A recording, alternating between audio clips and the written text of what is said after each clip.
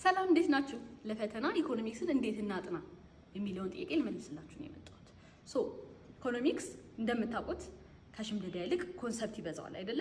ስለዚህ እነዚህን ኮንሰፕቶች እንዴት እንረዳቸው የሚለው ነገር ስታውቁ ለፈተና በጣም ቀላል ይሆንላችኋል። ኢኮኖሚክስ አሁን ካለንበት ሁኔታ ጋር የሚመሳሰሉ የተለያዩ አይነት ምሳሌዎችን ለማንሳት ስለሚያስችለን በህይወታችን ካሉ ነገሮች ጋር አያይዘን ለመረዳት እንሞክር እንችላለን። ስለዚህ በመጀመሪያ እኔ በጣም የሚመቸኝ መንገድ ምንድነው? ማይንድ ማፒንግ ነው። ማይንድ ማፒንግ ቤዚክሊ ኖት መያዝ ነው እና ሀሳቦችን በማፕ ማገናኘት ነው። ኖት እያያዛችሁ እያጠናችሁ ሀሳቦቹን ማገናኘት ነው። ያም ደግሞ ጭንቅላታችሁ ውስጥ ኢሜጅ እንዲፈጠር ይረዳል።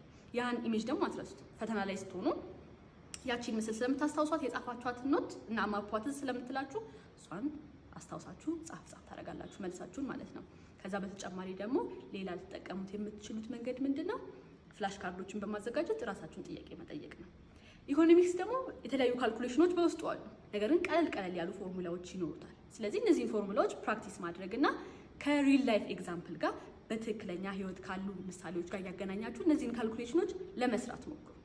ከዛ ውጪ በጣም ቀላል ነው። እነዚህ ነገሮች ፕራክቲስ አድርጋችሁ የኢኮኖሚክስ ፈተናችሁን ኤስ እንደምታደርጉት ተስፋ አደርጋለሁ። ባይ